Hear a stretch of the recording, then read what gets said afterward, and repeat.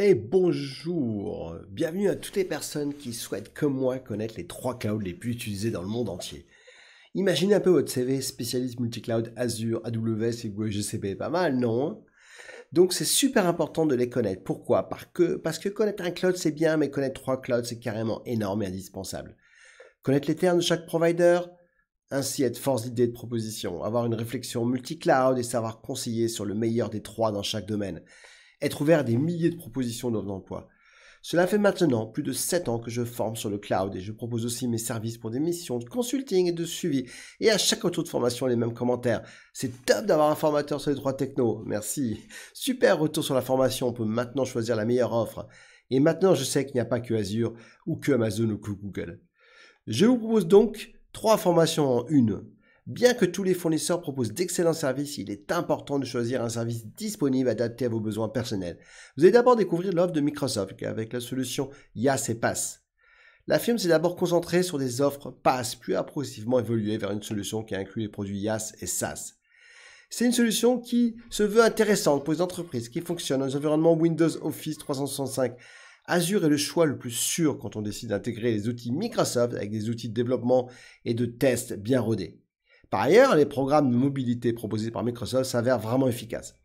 Enfin, Azure a été l'un des premiers cloud providers à reconnaître la nouvelle tendance du cloud hybride et était l'un des premiers à avoir une offre conçue à cette fin, Azure Stack. Cependant, Azure a besoin d'outils spécifiques de gestion et on observe qu'il est nécessaire d'avoir une expertise technique avancée pour implémenter la solution de façon stable.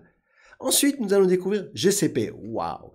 Et je suis surpris et impressionné devant la puissance de ce provider, le dernier né des 3, mais celui avec la croissance la plus rapide. De l'application au stockage, Google offre un bon nombre de fonctionnalités et semble avoir la faveur de près de la moitié des managers IT qui utilisent les plateformes de cloud public. Par ailleurs, son expertise est intéressante dans les outils DevOps, notamment avec le service Google Kubernetes Engine, qui offre une solution managée par Google pour Kubernetes. En effet, grâce à Google Kubernetes, l'utilisation de Kubernetes est simplifiée. Il suffit d'écrire des besoins de son application en termes de puissance de calcul, de stockage, de mémoire et Kubernetes fait le reste. Ensuite, nous allons vous présenter AWS, évidemment une référence incontournable. AWS est avant tout un scope large de services et de produits. On compte plus de 200 services. AWS domine le marché du cloud avec des features classiques comme la configuration, le monitoring, la sécurité, l'autoscaling, mais également des services plus spécifiques comme Snowball, GroundStation ou Bracket. C'est l'offre la plus mature sur le marché qui intègre en plus des outils open source. AWS délivre des services avec une grande rapidité d'exécution, l'infra se veut sécurisée et stable. Cependant, comme je vais te le montrer, le prix d'utilisation s'avère coûteux avec un système de facturation standard de pay-as-you-go qui se veut plutôt complexe à comprendre au final.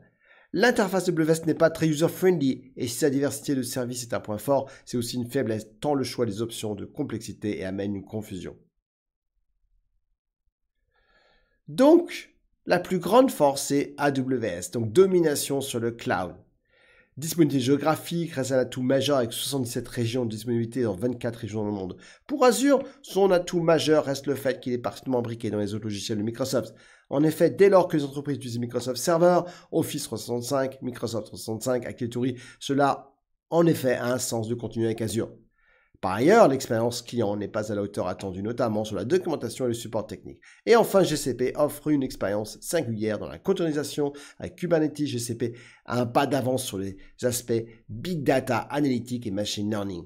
De l'autre côté, GCP reste bien derrière AWS et Azure. En effet, GCP est souvent choisi comme second provider ou du moins une alternative à AWS. Cool, non, cette formation est surtout unique. Donc après cette formation, tu vas pouvoir comparer les 3 technos en termes de termes utilisés, concepts, services et le plus de chacun. Super formation, c'était Fabrice de Fluctuation IT. Salut!